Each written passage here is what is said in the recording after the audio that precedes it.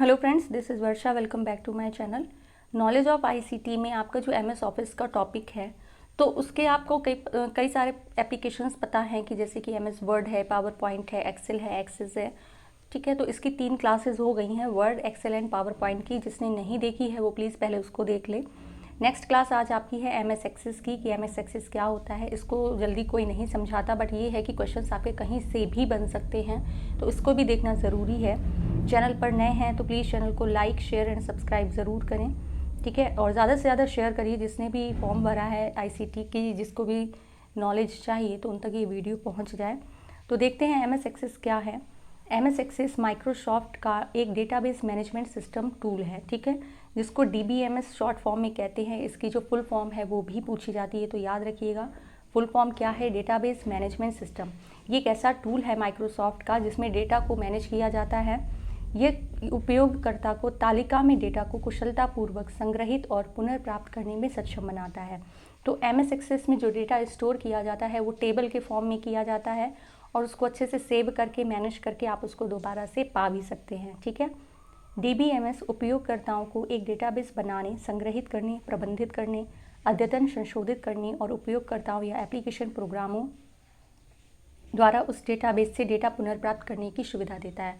तो database management system क्या कहता है कि वो आपको डेटा बनाने की स्वतंत्रता देता है, साथ ही उसको स्टोर करने, मैनेज करने, अपडेट या मॉडिफाई करने के लिए, और उस डेटा को आप दोबारा रिट्रीव भी कर सकते हैं, दोबारा पा भी सकते हैं। ठीक है, तो एमएस एक्सेस और डेटाबेस मैनेजमेंट सिस्टम ये दोनों एक ही हैं। ठीक है, एमएस एक्सेस को ही डेटाबेस मैनेजमेंट सिस्टम और रिलेशनल डेटाबेस मैनेजमेंट सिस्टम भी कहते हैं। ओपन सोर्स और वाणिज्यिक डीबीएमएस के कुछ उदाहरणों में से हैं, जैसे कि माइस्क्वेल हो गया, ओरेकल है, पोस्टग्रेल एसक्यूएल, एसक्यूएल सर्वर। ठीक है, माइक्रोसॉफ्ट एक्सेस एंड मोंगोडीबी। तो ये सारे आपके जो एमएस एक्सेस के सॉफ्टवेयर हैं, कुछ एग्जाम्पल है डीबीएमएस के ये। नेक्स्ट है, इस टूल का उपयोग सभी कारपोरेट और निजी संगठनों आदि के लिए किया जाता है जहां बड़ी मात्रा में डेटा सहेजा और संसाधित किया जा रहा है। तो जो कारपोरेट बिजनेस होता है, प्राइवेट ऑर्गेनाइजेशन होती हैं, तो उनमें काफ़ी मात्रा में बिजनेस का आदान प्रदान होता है, जिसको मैनेज करने के लिए एमएस एक्सेस टूल का यूज़ किया जाता है। एप्लीकेशन, एमएस एक्सेस एप्लीकेशन का यूज़ किया जाता है। एंड नेक्स्ट, आपको जो आपके जो यूनिवर्सिटीज़ हो गए, आपके ऑनलाइन शॉपिंग मॉल हो गए, तो ये सारी जो लोग हैं, ये सारे जो लोग हैं वो भी डेटा को मैनेज करने के लिए डेटाबेस मैनेजमेंट टूल यानी एमएस एक्सेस एप्लीकेशन का यूज़ करते हैं। ठीक है, एक डेटाबेस सिस्टम इस बारे में कुछ विवरण छुपाता है कि डेटा वास्तव में कैसे संग्रहित और रखरखाव किया जाता है। इस प्रकार ये उपयोगकर्ताओं को डेटा का एक अमूर्त दृश्य प्रदान करता है।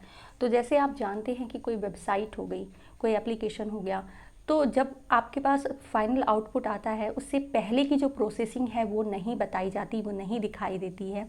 ठीक है, जैसे कि आपकी CCC लैंग्वेज हो गई, ठीक है, सी लैंग्वेज हो गई। तो किसी भी प्रोग्राम को डेवलप करने के लिए लैंग्वेज का यूज़ होते हैं, बट जो फाइनल आउटपुट होता है उसमें लैंग्वेज की कोडिंग नहीं दिखाई देती। इसी तरह डेटाबेस सिस्टम में जो इम्पॉर्टेंट टर्म्स होते हैं, इम्पॉर्टेंट डिटेल्स होती हैं, उनको छुपा लिया जाता है और यूज़र को सामने सिर्फ जो एक अमूर्त दृश्य, एब्स्ट्रैक्ट व्यू ही डेटा का दिखाई देता है। ठीक है, नेक्स्ट है सबसे इम्पॉर्टेंट, किसी भी फाइल का एक्सटेंशन। हमने बोला है कि आपको एक्सटेंशंस पता होने चाहिए, क्वेश्चंस आते हैं एक्सटेंशंस से। तो एमएस एक्सेस का फाइल एक्सटेंशंस .mdb है एंड .acdb भी है। मोस्टली आपसे mdb पूछा जाता है, बट आपको दोनों ही याद रखने होंगे। एमएस एक्सेस को रिलेशनल डेटाबेस मैनेज सिस्टम के रूप में भी जाना जाता है। ठीक है, तो एमएस एक्सेस को डीबीएमएस और आरडीबीएमएस दोनों ही तरीक़ों से जाना जाता है। इसकी फुल फॉर्म दोनों की ही याद होनी चाहिए। डेटाबेस सिस्टम में प्रोग्रामों का एक सेट होता है जिसके माध्यम से उपयोगकर्ता या अन्य प्रोग्राम संग्रहित डेटा तक पहुंच सकते हैं, संशोधित कर सकते हैं, पुनः प्राप्त कर सकते हैं। डीबीएमएस डेटाबेस और अंतिम उपयोगकर्ता या एप्लीकेशन प्रोग्राम के बीच एक इंटरफेस के रूप में कार्य करता है। तो डीबीएमएस क्या करता है, जो डेटा है और जो यूज़र है या प्रोग्रामर है उसके बीच में एक इंटरफेस का काम करता है। इसमें कितने प्रकार के डेटा होते हैं? 10 प्रकार के। बस इसके टाइप याद रखिए कि कितने टाइप्स के होते हैं। ठीक है, use of database in real life applications. तो बैंकिंग में आरडीबीएमएस डीबीएमएस का यूज़ होता है। तो उसमें जो कस्टमर की इंफॉर्मेशन हो गई, अकाउंट की डिटेल हो गई, लोन की डिटेल है, तो ये काफ़ी ज़्यादा मात्रा में लोग, जैसे कि एक बैंक ऑफ बड़ौदा है, ठीक है, तो उसमें लाखों करोड़ों की संख्या में आपके अकाउंट होल्डर होते हैं। उन सभी की डिटेल को मैनेज करने के लिए DBMS का यूज़ करते हैं। क्रॉप लोन यानी कि फसल से रिलेटेड जो लोन है, जैसे किसान credit card data, farmers personal data, land area and cultivation data, ठीक है, loan history, repayment data etc को क्रॉप लोन में रखा जाता है। इन्वेंट्री मैनेजमेंट, तो इसमें प्रोडक्ट की डिटेल है, कस्टमर इंफॉर्मेशन है, ऑर्डर डिटेल, डिलीवरी डेटा, ठीक है, इन सभी को DBMS के माध्यम से ही मैनेज किया जाता है। ऑर्गेनाइजेशन रिसोर्स मैनेजमेंट, जिसमें आपके एम्प्लॉयज़ के रिकॉर्ड हो गए, सैलरी की डिटेल हो गई, किस डिपार्टमेंट में वो वर्क कर रहे हैं उसकी इन्फॉर्मेशन, ब्रांच की लोकेशन etc, ठीक है। ऑनलाइन शॉपिंग जैसे कि अमेज़ॉन है, फ्लिपकार्ट है, तो एक ये बड़ा प्लेटफॉर्म है ऑल ओवर वर्ल्ड में, इसकी जो प्रोसेसिंग है, डिलीवरी है प्रोडक्ट्स की, वो होती है।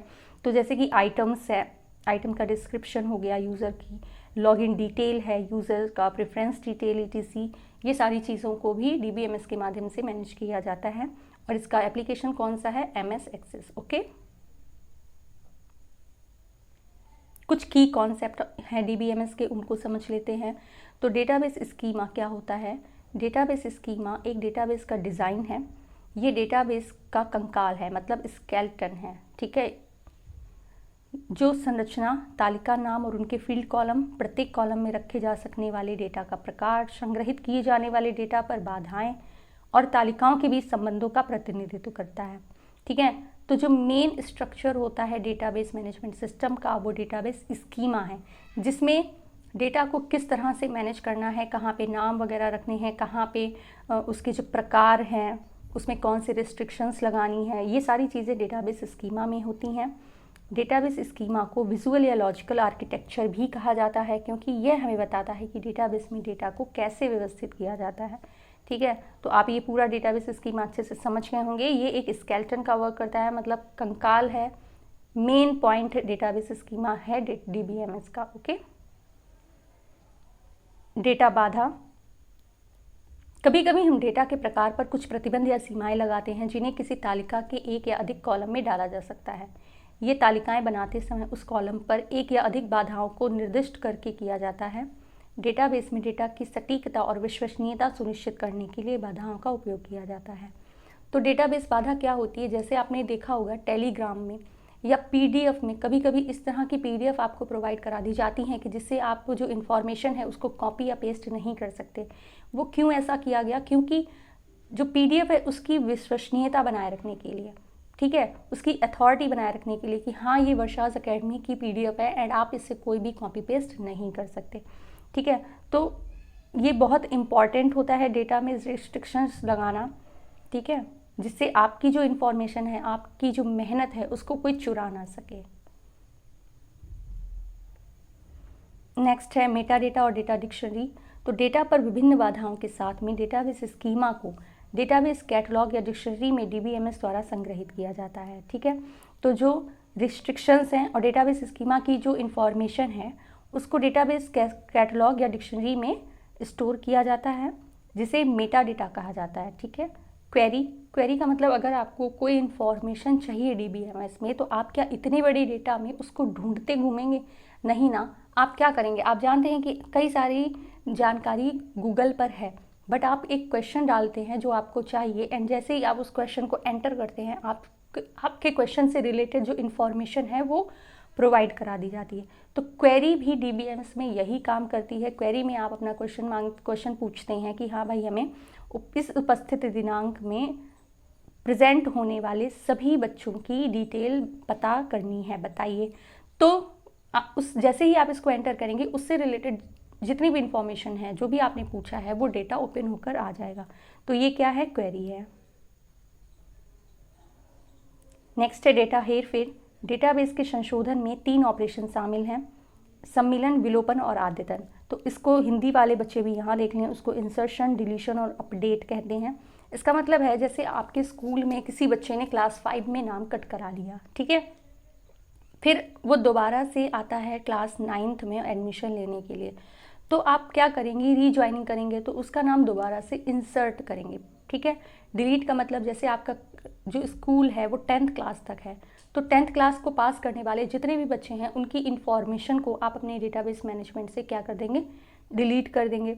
अपडेट का मतलब हो गया जैसे किसी बच्चे के गार्जियन ने अपना एड्रेस चेंज कर दिया, फ़ोन नंबर चेंज कर दिया और वो दोबारा अपना दूसरा फ़ोन नंबर या एड्रेस प्रोवाइड कराते हैं, तो आप पुराने डेटा में उसको अपडेट करेंगे। ठीक है, ये अपडेशन हो गया। तो ये तीनों ही चीज़ें आप अच्छे से समझ गए होंगे। नेक्स्ट है डेटाबेस। इंजन डेटाबेस बनाने और डेटा पुनर्प्राप्ति को हेर फेर के लिए विभिन्न प्रश्नों को संभालने के लिए डीबीएमएस द्वारा उपयोग किए जाने वाले अंतर्निहित घटक या प्रोग्राम का सेट है। तो डेटाबेस में आपने नॉर्मली देखा होगा, जब आप गूगल पर कुछ सर्च करते हैं तो जो क्वेश्चन आपने टाइप किया उससे रिलेटेड प्रीवियस लोगों ने जिन्होंने भी सर्च किया होगा वो भी सारे क्वेश्चंस आ जाते हैं। ठीक है, जैसे आपने MS एक्सेस किया तो नीचे आपका एक और क्वेश्चन आ जाएगा MS Access with its example. ठीक है, तो आपको ये भी कह रहा है कि आप MS एक्सेस के साथ इसके एग्जाम्पल्स भी देख सकते हैं। तो एक चीज़ आपने सर्च की एंड उससे रिलेटेड और क्वेरीज जो है वो शो होने लगी, तो ये डेटाबेस मैनेजमेंट है। ठीक है, डेटाबेस है ये। Relational data model. विभिन्न प्रकार के DBMS उपलब्ध हैं और इनका वर्गीकरण अंतर्निहित डेटा मॉडल के आधार पर किया जाता है। एक डेटा मॉडल डेटाबेस की संरचना का वर्णन करता है जिसमें डेटा को कैसे परिभाषित और दर्शाया जाता है, डेटा के बीच संबंध और बाधाएं शामिल हैं। तो DBMS जो होता है वो कई तरीके का होता है, 10 टाइप्स का आपको बताया था। एक डेटा मॉडल डेटाबेस की संरचना, उसकी जो संरचना है उसको वर्णन करता है डेटा मॉडल। सबसे अधिक इस्तेमाल किया जाने वाला जो डेटा मॉडल का टाइप है वो रिलेशनल डेटा मॉडल ही है। अन्य प्रकार के कौन से होते हैं? ऑब्जेक्ट ओरिएंटेड डेटा मॉडल, इकाई संबंध डेटा मॉडल, दस्तावेज मॉडल, पदानुक्रमित डेटा मॉडल भी शामिल हैं। तो इसके टाइप भी याद रखिएगा और रिलेशनल डेटा मॉडल को भी याद रखिएगा। ठीक है, तालिकापरक मॉडल में तालिकाओं को संबंध कहा जाता है। तो ये चीज़ याद रखिएगा कि MS एक्सेस में जो टेबल्स होती हैं, DBMS में जो टेबल्स होती हैं उनको रिलेशन बोला जाता है। क्या बोला जाता है? रिलेशनल। ठीक है, जो विभिन्न स्तंभों के लिए डेटा संग्रहित करते हैं। प्रत्येक तालिका में एकाधिक कॉलम हो सकते हैं तथा प्रत्येक कॉलम के नाम अद्वितीय होने चाहिए। तो टेबल में कई कॉलम्स हो सकते हैं और उन सभी कॉलम्स के जो नेम हैं वो अलग अलग ही होने चाहिए। अब जैसे रोल नंबर आपने एक कॉलम में लिखा तो क्या आप दूसरे कॉलम में भी रोल नंबर लिख देंगे? नहीं, वो तो एक एक्स्ट्रा वर्क हो गया ना। तो आप रोल नंबर है, ID नंबर है, नेम है, फ़ोन नंबर, एड्रेस, तो इस तरह से जितने भी कॉलम्स बनाएंगे उन सभी के जो नेम है वो अलग अलग ही होंगे। डेटाबेस में संबंध तालिका स्वतंत्र तालिकाएं नहीं हैं बल्कि एक दूसरे से जुड़ी हुई हैं। एक दूसरे से जुड़े होने के कारण ही इनको रिलेशन बोला जाता है। जैसे कोई टेबल है, ठीक है, तो अगर आप इस बॉक्स पर क्लिक करेंगे तो जैसे ही आप इस पर क्लिक करते हैं एक दूसरी टेबल ओपन होकर आ जाती है। तो ये क्या हो गया? रिलेशन हो गया दोनों टेबल्स के बीच में। ठीक है, और फिर ये भी आप देख सकते हैं कि ये जो टेबल है, जैसे किसी बच्चे का नाम है, ठीक है, यहाँ पर किसी बच्चे का नाम दिया गया है और यहाँ पर उसका एड्रेस दिया गया है, तो इन दोनों ही जो कॉलम्स हैं इनके बीच में क्या है? रिलेशन है। ठीक है, तो टेबल्स के बीच में इन्होंने क्या बोला है? रिलेशन। अब देख लेते हैं important terms of relational data model. तो इसके कुछ इंपॉर्टेंट टर्म्स हैं, उनको देख लेते हैं। विशेषता यानी कि एट्रीब्यूट्स क्या होते हैं? विशेषताओं को विशिष्ट रूप से पहचानने के लिए किसी इकाई की विशेषताओं के रूप में परिभाषित किया जा सकता है। जैसे कि छात्र की विशेषता उसका रोल नंबर, अनुभाग, नाम आदि हैं। ठीक है, तो एट्रीब्यूट क्या होते हैं? हर एक बच्चे का अलग अलग रोल नंबर, नाम, उसका अनुभाग, क्लास वगैरह, ये सारी चीज़ें एट्रीब्यूट में आती हैं। टपल, किसी तालिका में डेटा की प्रत्येक पंक्ति को टुपल कहा जाता है। तो जो टेबल है उसकी हर एक पंक्ति को टपल कहा जाता है, याद रखिएगा। डोमेन, यह मानों का एक सेट है जिसमें एक विशेषता प्रत्येक व्यक्ति में एक मान ले सकती है। आमतौर पर किसी विशेषता के लिए डोमेन निर्दिष्ट करने के लिए डेटा प्रकार का उपयोग किया जाता है। तो ये वर्ड्स हैं, इनसे क्वेश्चंस आ सकते हैं, तो आप लोग इनको याद रखिएगा। डिग्री क्या होती है? किसी तालिका में गुणों की संख्या के संबंध को डिग्री कहा जाता है। The number of attributes in a relation is called the degree of a relation. Cardinality, किसी तालिका में टुपल्स की संख्या को तालिकाओं की कोऑर्डिनैलिटी कहा जाता है। ठीक है, कि जितनी भी टेबल्स में टुपल्स की संख्या है उसको कोऑर्डिनैलिटी कहा जाता है। तो ये भी इम्पॉर्टेंट है, याद रखिएगा। अब जो पूरे MS एक्सेस का मेन पॉइंट है, जिनसे क्वेश्चंस बहुत ज़्यादा बनते हैं, वो है कीज़ इन अ रिलेशनल डेटाबेस। डेटाबेस की जो कीज़ हैं वो बहुत ज़रूरी हैं समझना। तो प्राथमिक कुंजी क्या होती है? प्राथमिक मतलब प्राइमरी की, एक फील्ड जिसका उपयोग किसी तालिका में रिकॉर्ड को विशिष्ट रूप से पहचानने के लिए किया जाता है। प्राथमिक कुंजी में शून्य मान नहीं हो सकता। ये एक यूनिक डेटा है, ठीक है, मतलब इसको आप रिपीट नहीं कर सकते। जैसे आपने रोल नंबर ले लिया, तो रोल नंबर क्या किसी एक बच्चे का सेम होगा?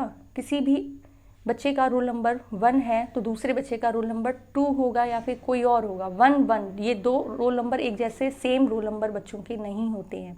तो प्राइमरी की हो गई, आप समझ गए, एकदम यूनिक डेटा आप समझ लीजिए। कैंडिडेट की, एक तालिका में एक या अधिक विशेषताएं हो सकती हैं जो अलग अलग मान लेती हैं। इनमें से किसी भी विशेषता का उपयोग तालिका में टपल्स की विशिष्ट रूप से पहचानने के लिए किया जा सकता है। ऐसी विशेषताओं को उम्मीदवार कुंजी कहा जाता है क्योंकि उनमें से प्रत्येक प्राथमिक कुंजी के लिए उम्मीदवार है। तो एक तो प्राइमरी की हो गई। नेक्स्ट, अगर आपको कुछ और चीज़ यूनिक रखनी है प्राइमरी की के बाद में, तो वो होती है कैंडिडेट की, ठीक है।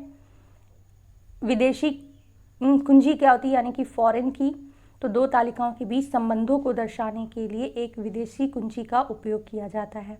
विदेशी कुंजी मतलब अगर आप फॉरेन जाएंगे तो क्या करेंगे, आप जाएंगे बाहर किसी और दूसरे देश में, ठीक है, तो यही विदेशी कुंजी भी काम करती है। तो आप इसको अच्छे से यहाँ पर समझ सकते हैं। जैसे कि रोल नंबर को अगर आपने प्राइमरी की में मेंशन रखा है तो जो आईडी नंबर है वो आपकी कैंडिडेट की हो गई, ठीक है।